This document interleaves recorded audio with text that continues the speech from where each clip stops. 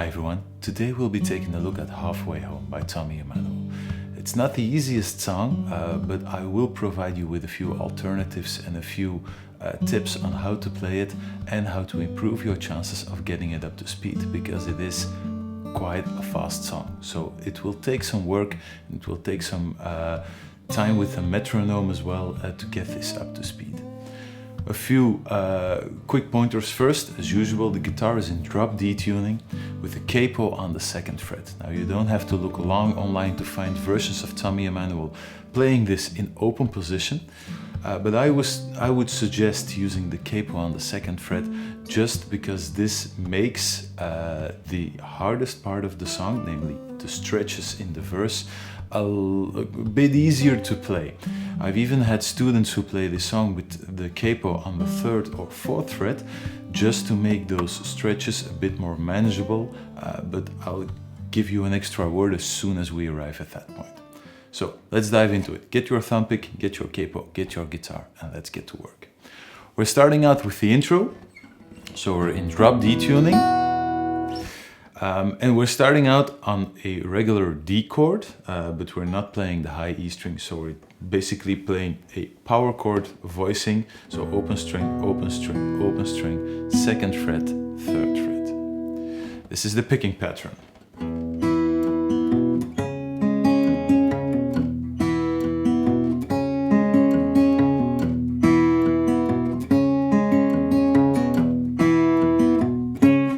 So we're playing an open D chord, adding the chord only on the 2nd beat, 1, 2, over to a B power chord. Now when you're playing this B power chord, you're playing 2nd fret with the index finger, 4th fret with the ring finger on the D string, and 4th fret on the G string with the pinky.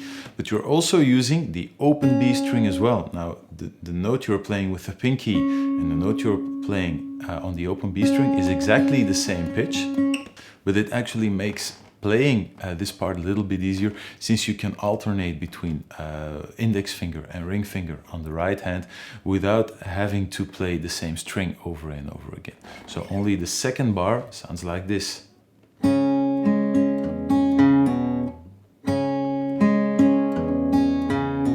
So you're playing that B note 3 times, but it's always on a different string. Open string, 4th fret, open string,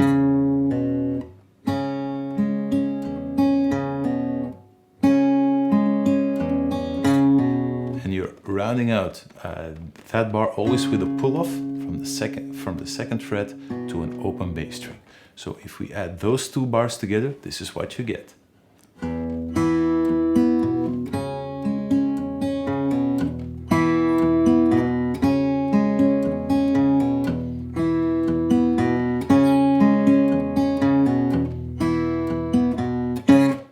That's the intro. Then we're moving on to the verse.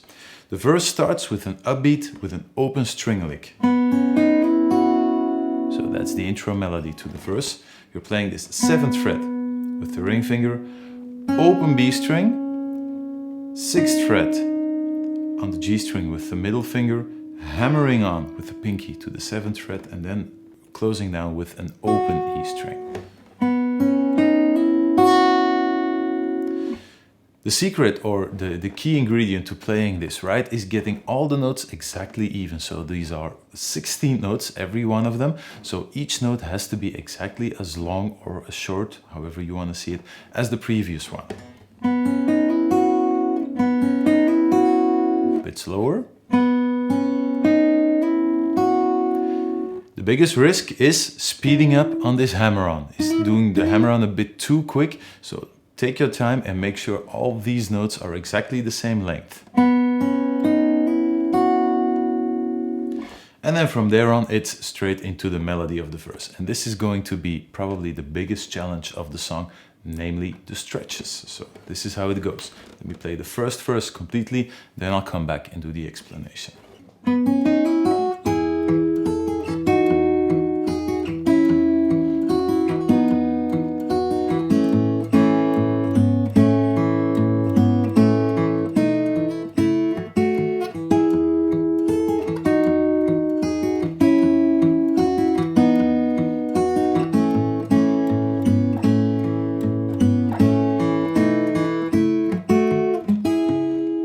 So that's the whole verse. As you can see, it's 2 times exactly the same thing, only the last chord is different. So the first time you're moving back to the first chord of the verse. The second time we're moving to a B minor, but more on that later as soon as we head over to the chorus.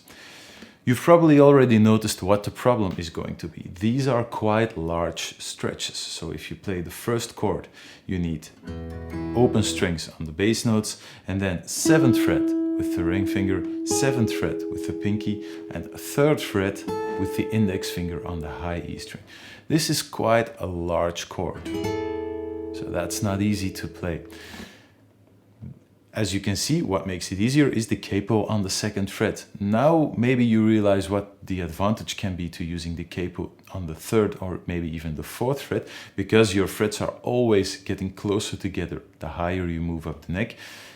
Putting the capo on the 4th fret can make things a lot easier. So whatever your preference is, if you want to study the song and practice it and you're getting cramps in your left hand all the time, just move the capo up 1 or 2 frets and try to get the song in your fingers that way. So let's go over the melody line. So we're starting out 7th fret on the G string, 7th fret on the B string, 3rd fret on the E string, to 6th fret, 6th fret on the G string, 5th fret on the B string, 2nd fret on the high E string, to 4th fret, 3rd fret on the G and B string,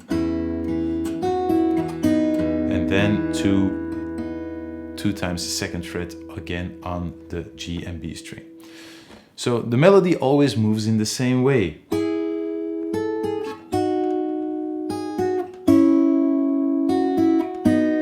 So you're always playing the chord, the 2 lower sounding strings first, moving up to the high E string and straight back down to the B string.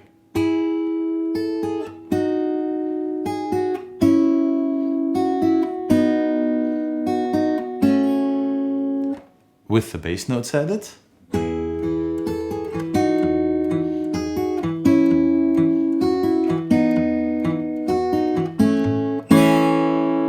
One more thing I have to add is just the basic rhythm. Every time you do a chord change, it's right in front of the next beat. It's always between the 4th beat and the 1st beat. So it sounds like this if I count along.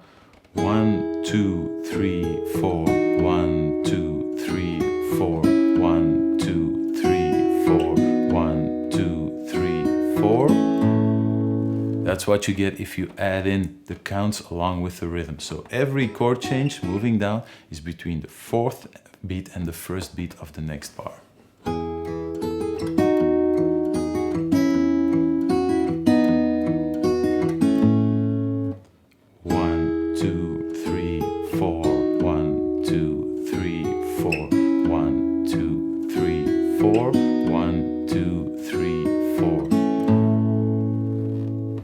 That's the whole part with the melody and the bass notes going at the same time. Now, as you know, the tutorials I do aren't always just a note-for-note replica of what Tommy Emmanuel plays, but I also want to show you a few methods or a few alternatives which might make it possible for you to get the song into your fingers. And at this point, maybe you're thinking, my hands are too small, I can't manage those stretches. There are alternatives. So what you can do is you can add in a lot of slides and hammer-ons and pull-offs and play this melody almost completely on the G and the B string and leaving out that high E string. This is what you get when you abandon the high E string and play the melody completely on those 2 strings. Sounds like this.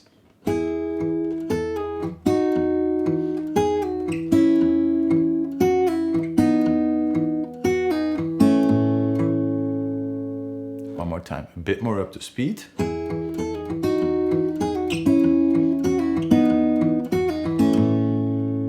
So what's the difference? The fingerings are a bit different. What do you lose? A bit of the charm of the Tommy Emmanuel original are those overlapping strings. Each and every melody note overlaps with the previous or the next one. So those 2 notes, that G and that F sharp overlapping with each other is what makes the sound of the original, and you lose that in this version. So now you're always playing everything, every melody note is on the B string, sliding down, pulling off, pulling off, pulling off.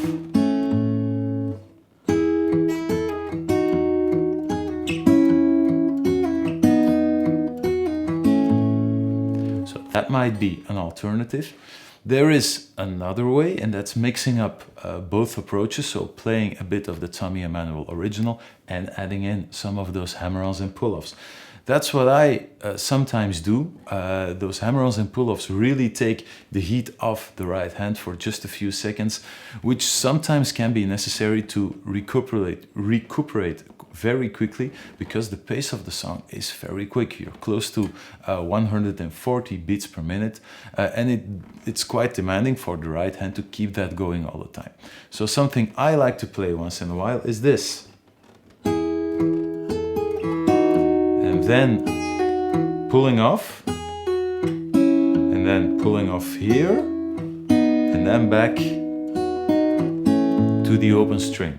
So regular voicing, pull off, regular voicing. And it may sound strange, it's actually more complicated for this hand to play, since the Tommy Emmanuel original is always the same technique, but it does take the load of the right hand just for a few seconds, and sometimes during a live performance I find it necessary to give this hand a really, even if it's a split-second break, just to be able to finish the whole song in a relaxed fashion. So let me play that last option one more time, a bit more up to speed.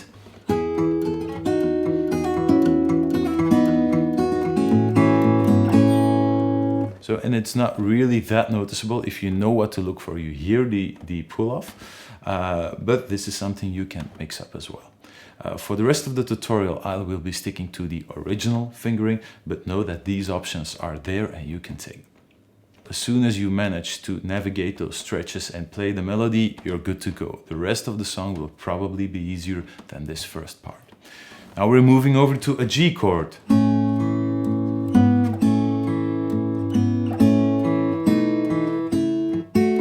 Last part isn't too difficult at all, but the part right before that on the G chord, if you're used to playing thumb pick songs with the alternating bass line, this will blow your mind just for a few minutes before it sinks into your fingers.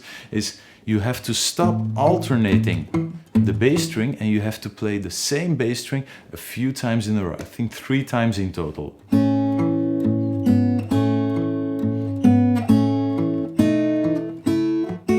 If you watch what the thumb pick is doing, it's alternating, and then 3 times on the same string.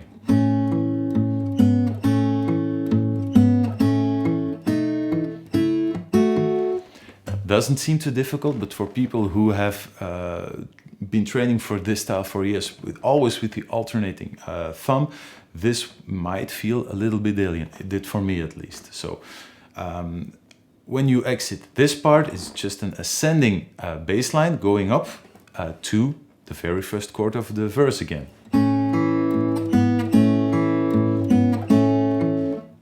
A dominant 7th chord, sort of a G over B or a B minor chord, going to A dominant 7th with the root in the bass, and then back to same melody, no changes.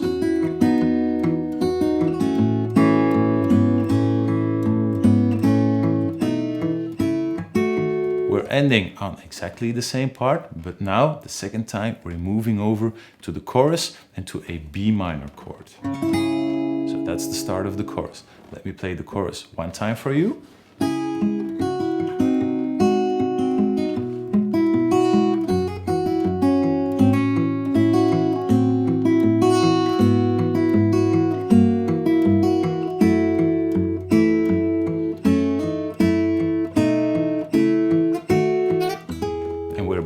into the verse. So let's take a look at the chorus. This is actually a bit easier than the first part. So you're starting on a B minor chord with a bar on the 2nd fret, and you're going to lift that bar up right away to make room for the melody note, which is on the open E string. So the 2nd chord is an F sharp major chord with a 3rd in the bass. Memorize this chord shape because you will need it during the bridge as well.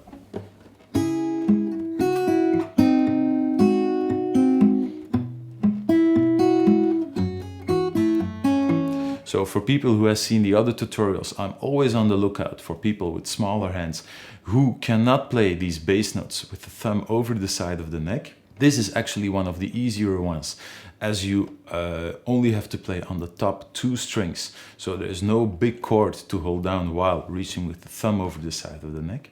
But if you want to avoid this, it's perfectly possible to play this part with the index finger as well on the bass note. So instead of playing this,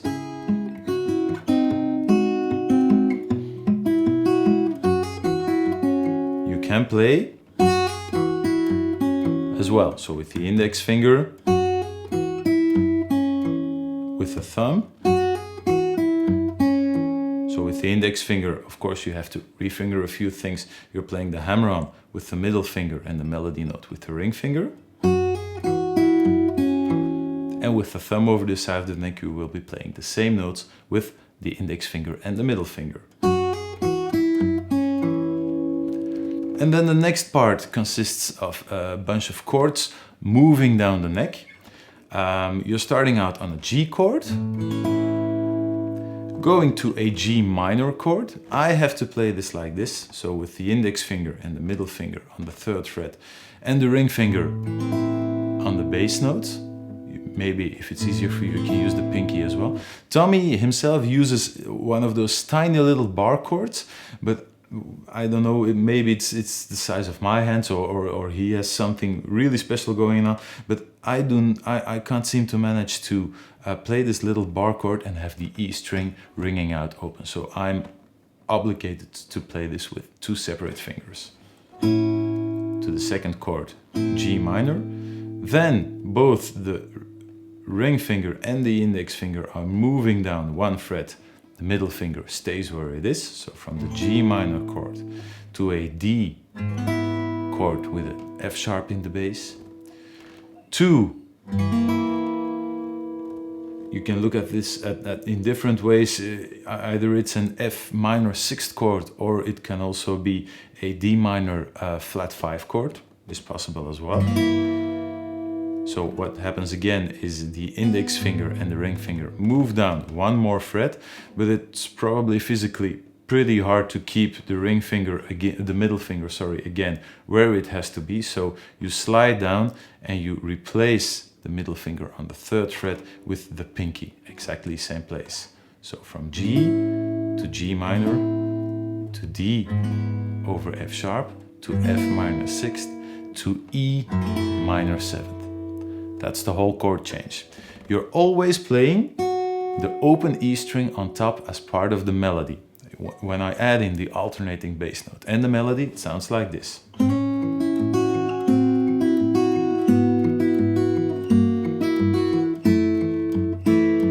Let me do that one more time, a bit more slowly.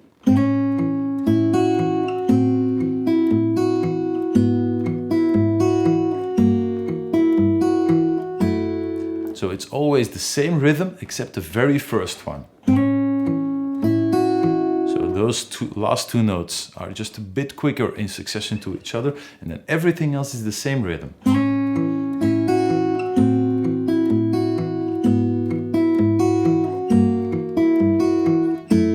To an E minor chord.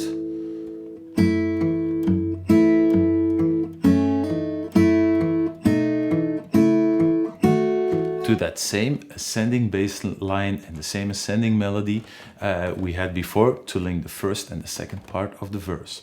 So that's the whole chorus. Let me go over it one more time to make sure you didn't miss anything.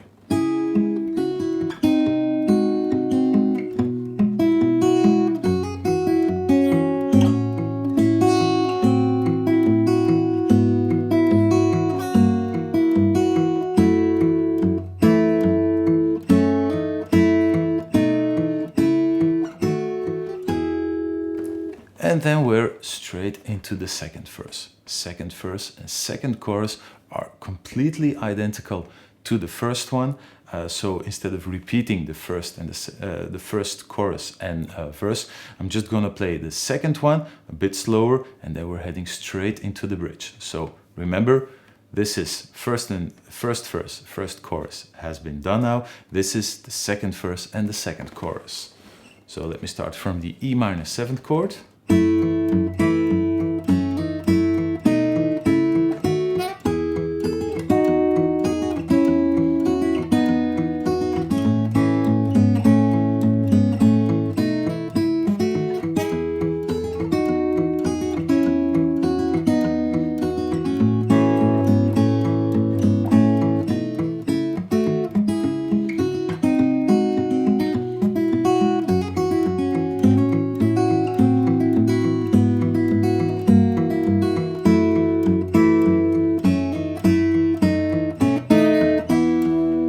That last bit is the only thing that changes. So the only thing that's different is the very last bar. So instead of playing again the ascending bass line and melody, we're staying on the E7 chord,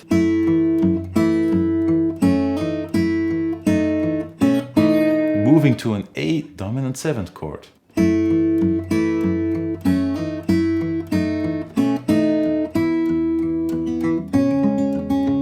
And then straight back into the intro. So one more time, that last melody really slowly.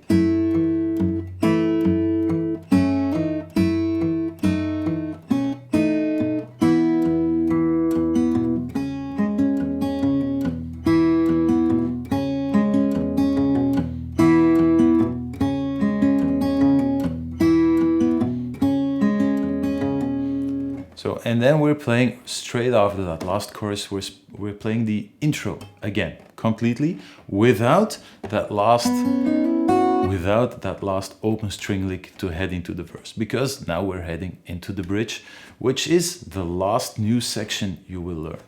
When you get the verse, the chorus, and the bridge into your fingers, that's the whole song.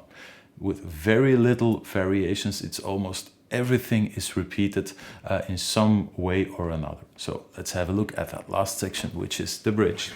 We're starting on a D chord with a bar chord on the 5th fret. So hammering on from the bar on the 5th fret to the 7th fret. And remember, I told you just a few minutes ago to memorize this shape in the chorus because it would come back in the bridge. Well, here it is. So this time it's not like down below here an F major chord with the A sharp in the bass. No, this time it's an A chord with the C sharp in the bass. And the second part is exactly the same, 2 frets down, only the melody is a little bit different. And there's also one little change in the melody. The first time the chord change is again between the 4th and the 1st beat. The second time it's on the 1st beat. So this is what it sounds like back to back. Before the beat, on the beat.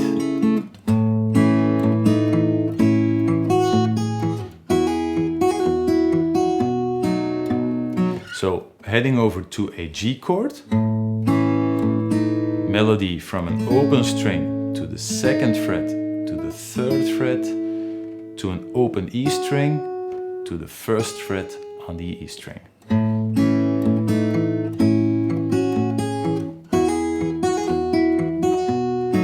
To a D chord with the little trill on top. Yet again to an A dominant 7th chord. Then we are repeating the first 2 bars.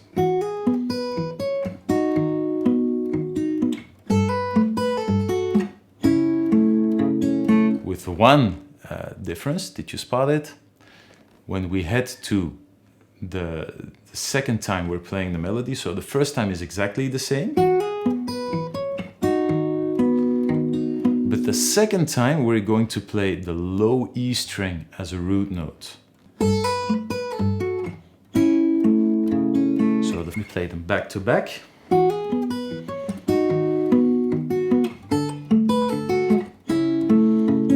So both these phrases have been limited with the bass notes to the A string and the D string. And the second time around,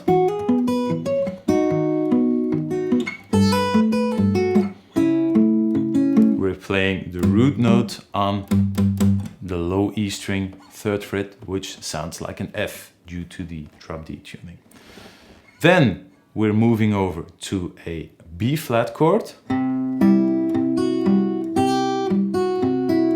We're starting out without a bar, so maybe in the camera it looks as if this is a bar chord, but I'm actually raising the finger up so the open E string can sound out. So the melody is... Now I'm dropping down the bar chord on the 1st fret to make sure I can play that high F.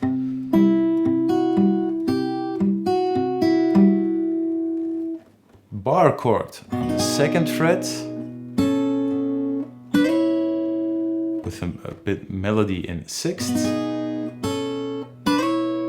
Mind the fingering, so bar chord on the 2nd fret, middle finger on the 4th fret.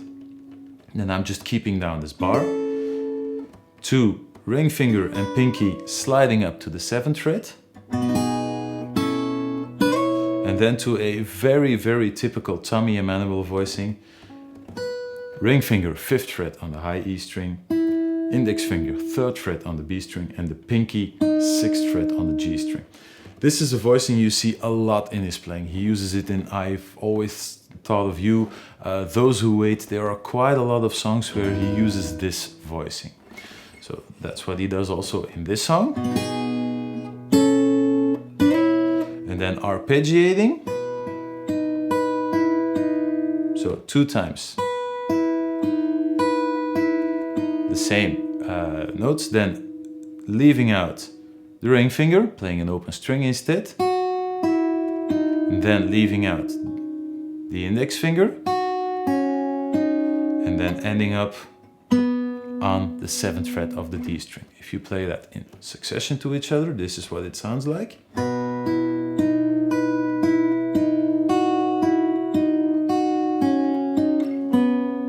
So that's the whole open string lick. Now, while you're playing this, starting from the bar chord at the 2nd fret, you have to keep the bass note going all the way through on the open A string.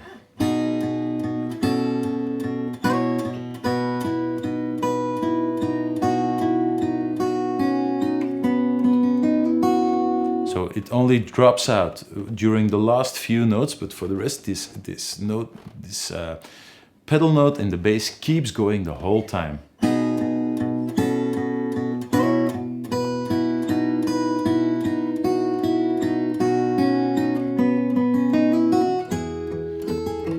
And then you're back into the verse. Let me play the bridge one more time, slowly for you, so you can follow along and maybe pick something up you haven't noticed yet.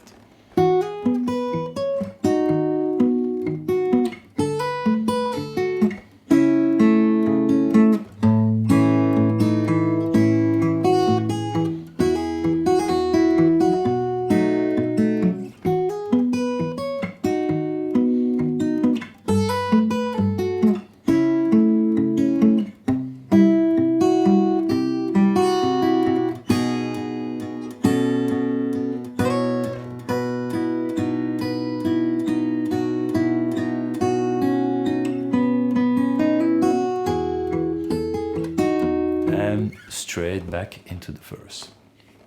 Good news is you've learned everything there is to learn about this song. So I'm just going to go over it to show you the rest of the structure of the song. There is one tiny little variation all the way at the end. So we have done now intro, verse 1, chorus 1, verse 2, chorus 2, and the bridge. The next section repeats exactly the same stuff. It's verse 3, chorus 3, and again the bridge. You're going to play, almost by exception in most pop songs, the bridge 2 times. From that bridge, you're into the last verse and into the ending. So we have up until this point done the intro, verse, chorus, bridge. I'm now going to play a bit more up to tempo through the next verse, the next chorus, and the next bridge, so we can end up at that very last verse. So here we go. A little bit faster, but still not on lightning speed like the original. Here we go. So let me start at the A chord.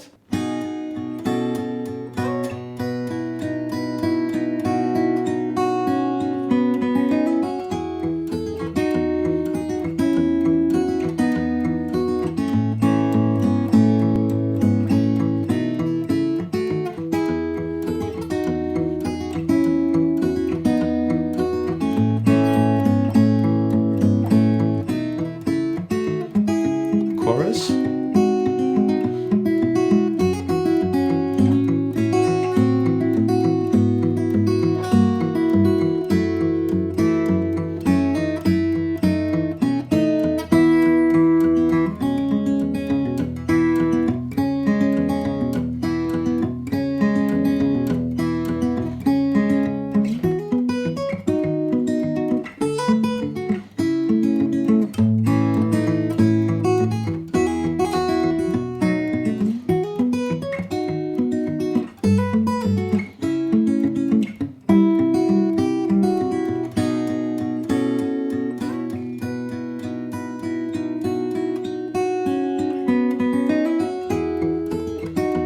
And then we're into the very last verse. Very last verse. No difference except for the ending bit. So let me show you that. So we're playing one time again through the verse.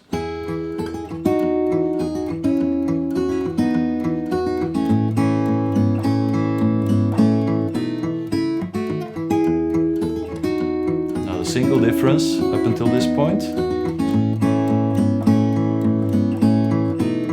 Into the chorus.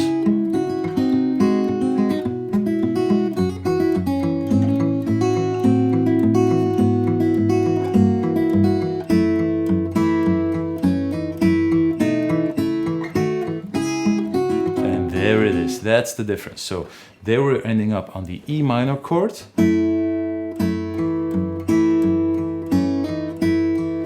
Ascending bass line and straight back into the chorus, so to that B minor chord, and we're playing the chorus through one more time. So from the E minor chord,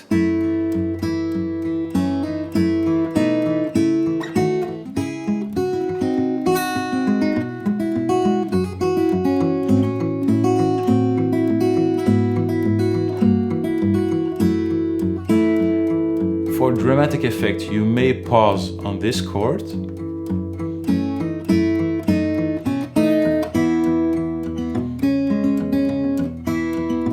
Back into the intro.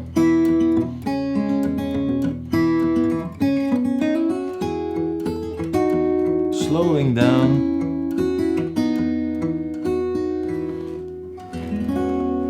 And the end chord. So after playing the intro for the final time, we are basically playing the same open string lick. And we're slowing down all the way through. Ending up on a D with an added 6th 9th degree. So open string, 5th fret with the pinky, 4th fret with the ring finger, 2nd fret, sorry, with the index finger, and two open strings on the top.